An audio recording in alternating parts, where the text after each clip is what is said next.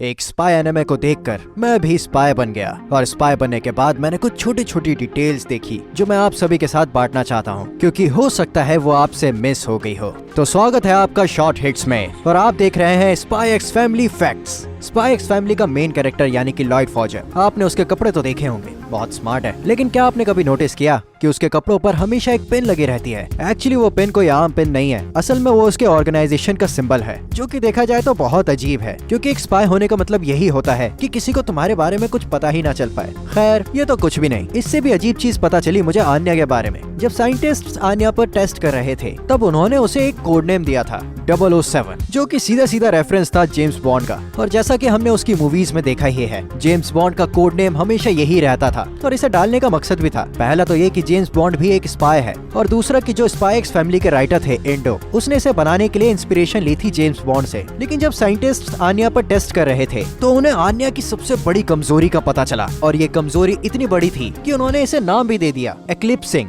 Basically जब भी ग्रहण लगेगा तब आन्या के पावर्स काम करना बंद कर देंगे और उस वक्त वो अपनी साइकिक एबिलिटी यूज नहीं कर सकती है। लेकिन अब देखने वाली बात यह है कि वो एनिमे में इस चीज को कैसे दिखाते हैं। वैसे देखा जाए तो फ्रैंकी लॉयड के लिए एक इन्फॉर्मर का काम करता है, लेकिन वो उसके साथ साथ एक और काम भी करता है, आन्या की पार्ट टाइम बेबी सिटिंग। जब भी लॉयड या यॉर्क को कहीं पर जाना होता है तो वो उसे बुला लेते हैं ताकि वो आन्या का ख्याल रख सके। और वैसे ये चीज सही भी है, क्योंकि उसका और आन्या का रिलेशनशिप बहुत कमाल का है, बिल्कुल एक परिवार की तरह, और ये एक सेंस भी बनाता है। अब आप सोचेंगे कैसे? देखिए, जब spy x family initial stage पर था तब ये सोचा गया था कि फ्रैंकी को आन्या का अंकल बनाया जाएगा, लेकिन ये आइडिया बाद में ड्रॉप कर दिया गया, क्योंकि ऐसा करने से स्टोरी कॉम्प्लिकेटेड होती जा रही थी। और देखा जाए तो ये आइडिया ड्रॉप करके उन्होंने सही ही किया, क्योंकि अगर उसे आन्या का अंकल बना दिया जाता तो जो स्टोरी है वो पूरी चेंज हो जाती, क्योंकि इस चीज का कोई सेंस ही नहीं बनता, क्योंकि आन्या एक अनाथ है और उसका अंकल अभी तक जिंदा है। सुनने में ही बहुत कॉम्प्लिकेटेड है। शायद ऐसा भी हो सकता है कि वो उसकी देखभाल ही ना कर पाता, क्योंकि वो एक सोल्जर था। लेकिन मजे की बात तो ये है कि वो लॉयड से जंग के दौरान ही मिला था, ऑस्टेनिया और वेस्टालिया की। वैसे तो वो एक दूसरे के खिलाफ लड़ रहे थे, लेकिन वो एक दूसरे पर हमला नहीं करते और वो अलग अलग हो जाते हैं, लेकिन किस्मत उन्हें दोबारा मिला देती है जब फ्रैंकी वेस्टालिया का इन्फॉर्मर बन जाता है। और इससे भी मजे की बात ये है कि फ्रैंकी ही एक ऐसा बंदा है जो लॉयड को बहुत पहले से जानता है। लेकिन हैरानी की बात तो ये है कि अभी तक उसे भी लॉयड का असली नाम पता नहीं है, पर मुझे तो नहीं लगता कि हमें भी कभी उसका असली नाम पता चलेगा। लेकिन मैं ऐसा क्यों कह रहा हूँ? अरे वो इसलिए क्योंकि लॉयड को खुद भी याद नहीं है कि उसका असली नाम क्या है। जैसा कि हमने मांगा में देखा भी है कि जब भी उसका फ्लैशबैक दिखाया गया है तो जब भी उसमें उसका नाम पुकारा गया था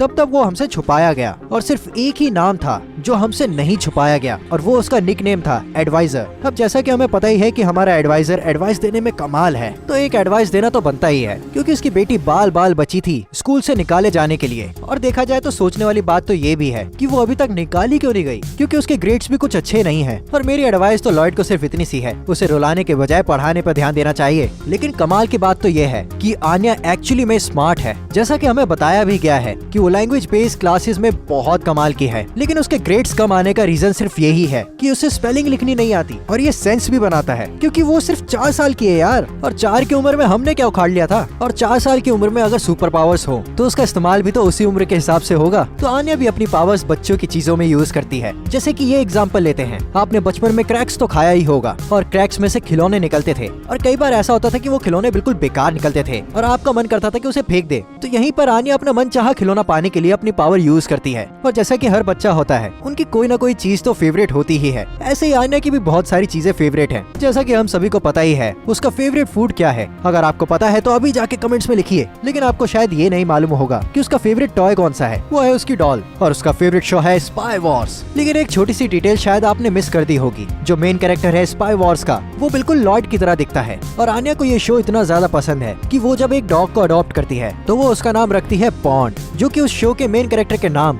बॉन्ड मैन जैसा है। और एक बहुत ही माइनर डिटेल शायद आपने मिस कर दी होगी, आन्या ने जो बॉन्ड को बो टाई पहनाई है वो सीधा सीधा रेफरेंस है जेम्स बॉन्ड का। मतलब यार देखो, हर जेम्स बॉन्ड का वर्जन बो टाई पहनता ही है। और एक सबसे इम्पोर्टेंट डिटेल जो शायद आपने मिस कर दी होगी, वो है एक लाल बटन को दबाना। उस लाल बटन को दबाते ही आप इस चैनल से जुड़ जाएंगे और ऐसी और एक्साइटिंग वीडियोस को देख पाएंगे। अगर आप इसका पार्ट 2 देखना चाहते हैं तो कमेंट्स में जरूर बताइएगा। तब तक के लिए जय श्री राम।